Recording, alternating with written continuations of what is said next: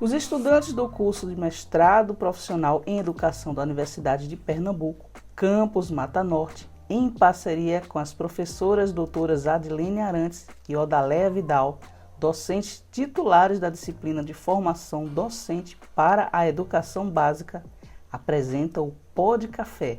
Na escuta, aquele espaço que você precisava para acompanhar as melhores horas do seu dia, inclusive na hora daquele café bem gostoso. Olá, eu sou Cristiane Paixão e juntamente com Alabi Pereira, Cristiane Gonçalves, Daniele Castro, Joelma Vieira, Maria Amanda Vitorino e Marley Leandro, mestrando e mestrandas do Programa de Pós-Graduação em Educação da Universidade de Pernambuco, Campus Mata Norte, conversaremos um pouco sobre os desafios docentes e perspectivas no retorno das aulas presenciais. Com o início da vacinação e uma redução significativa no número de infectados, as escolas novamente abrem as portas e aí surgem novos desafios para quem faz educação no Brasil e no mundo.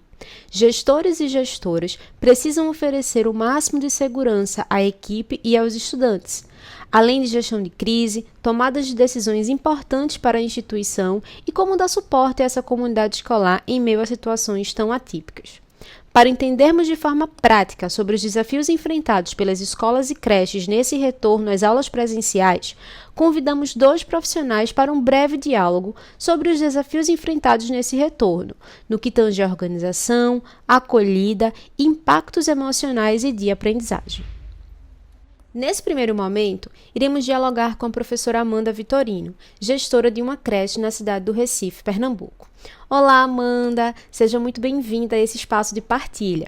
Para começarmos, você poderia contar um pouquinho para a gente quais foram as ações de formação implementadas na instituição de ensino na qual você atua para subsidiar a prática desses professores e professoras no retorno às aulas presenciais?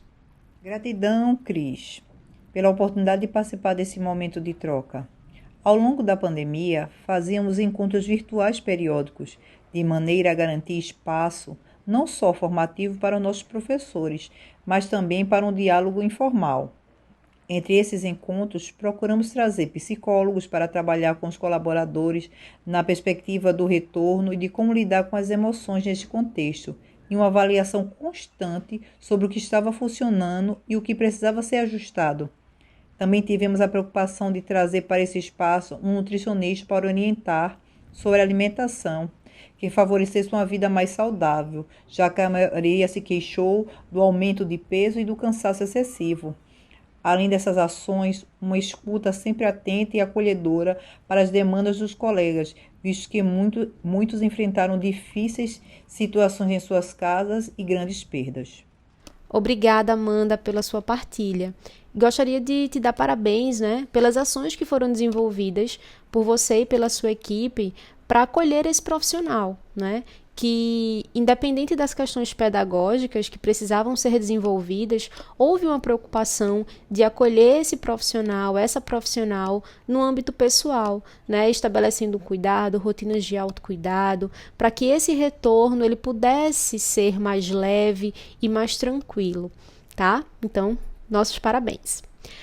Amanda, como teu locus de trabalho é uma creche que recebe alunos e alunas de 0 aos 5 anos, como foi o processo de acolhimento e socialização dessas crianças na volta às aulas? Ao longo da pandemia, pudemos encontrar algumas crianças nas entregas das cestas, na entrega das cartilhas, e ao retorno presencial efetivo, procuramos acolhê-los com muito carinho, com muitas brincadeiras e ludicidade. Os aniversários e celebrações foram feitos dentro das salas, mas mesmo isso não foi o suficiente para criar um ambiente mais livre, um ambiente menos pesado. O esquema de rodízio, como funcionava, muitas crianças eram recebidas no máximo 2 vezes por semana. Isso não desenvolvia um processo de adaptação. As crianças não eram adaptadas, porque uma semana recebia 2 dias, na outra semana às vezes era um dia, se a criança faltava ou adoecia, passava mais de uma semana sem que a gente pudesse vê-las. Então a dinâmica foi difícil, né, ser vivenciada. A rotina ficou muito prejudicada, sem falar nos próprios profissionais, né, com equipamentos de segurança, né, de máscara, face shields, com muitas vezes com jalecos brancos, dava aquele clima de hospital e realmente, por mais que a gente se esforçasse, o clima e o ambiente não eram ambientes como eram antes da pandemia. E foi realmente uma difícil adaptação, não só para as crianças, mas para os adultos. Mas procuramos fazer de maneira melhor, da melhor forma que a gente tinha, que garantisse a segurança e o bem-estar das crianças e dos profissionais, mas que deixassem elas felizes. Então, a ludicidade é e sempre será o mote do nosso trabalho.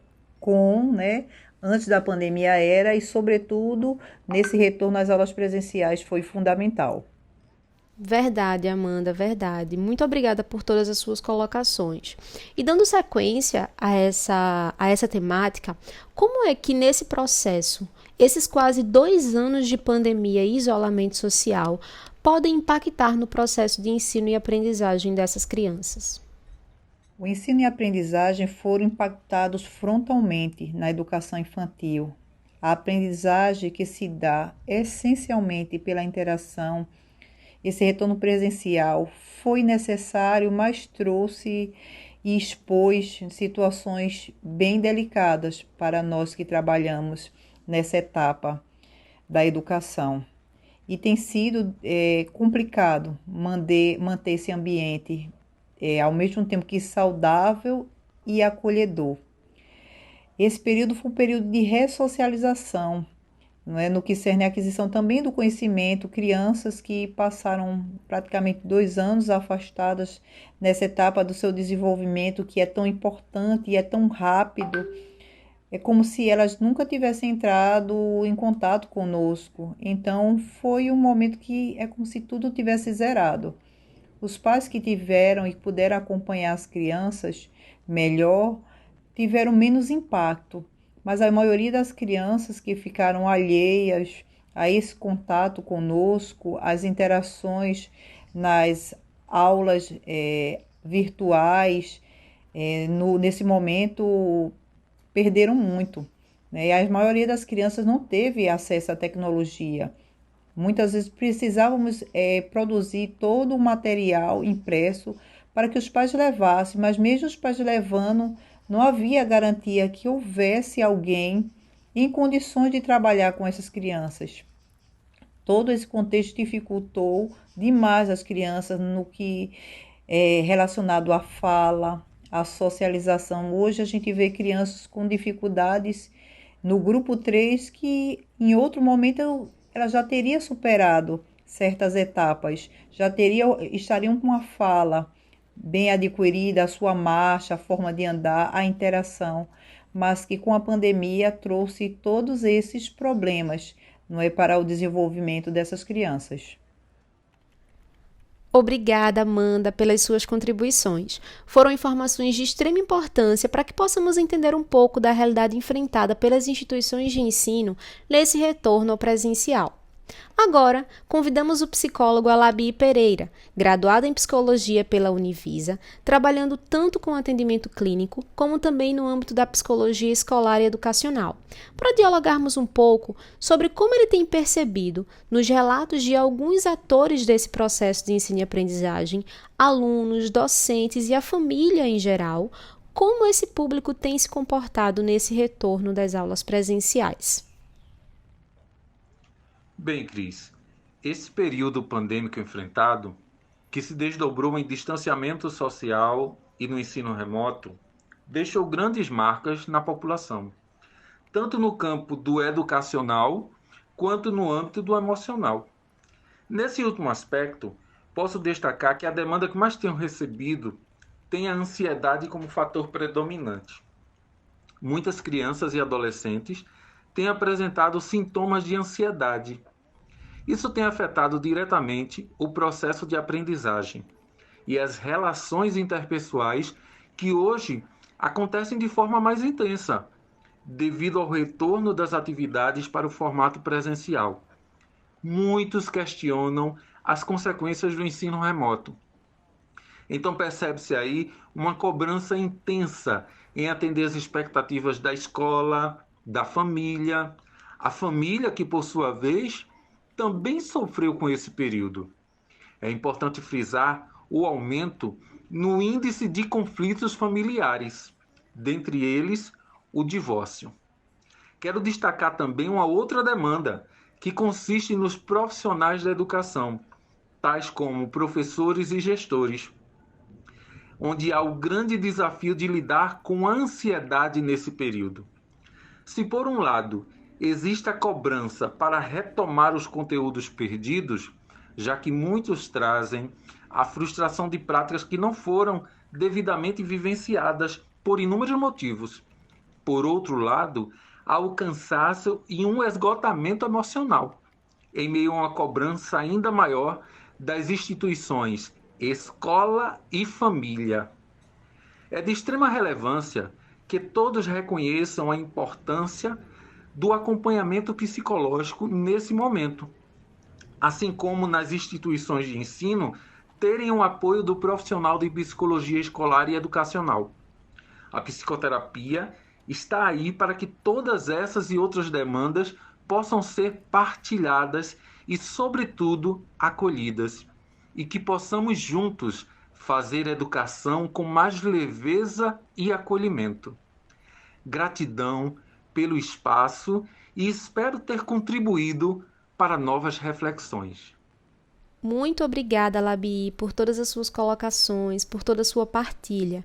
É muito importante que todos que fazem educação, no Brasil e no mundo, reconheçam a importância desse acolhimento, né, da psicoterapia, da psicologia educacional e escolar, que a gente encare a temática da saúde mental com mais leveza, com menos tabus e com menos preconceitos, para que a sala de aula e a escola se tornem um espaço de acolhimento, de afetividade, né, de carinho, e que a gente possa fazer uma educação mais justa, mais igualitária para todos. Quer saber um pouco mais sobre os desafios e perspectivas dos profissionais da educação no retorno das aulas presenciais? Visite o canal do PPGE e acesse outros conteúdos importantes sobre a temática e muita coisa legal. Não se esqueça de se inscrever e ativar o sininho para ficar por dentro de todas as novidades do canal.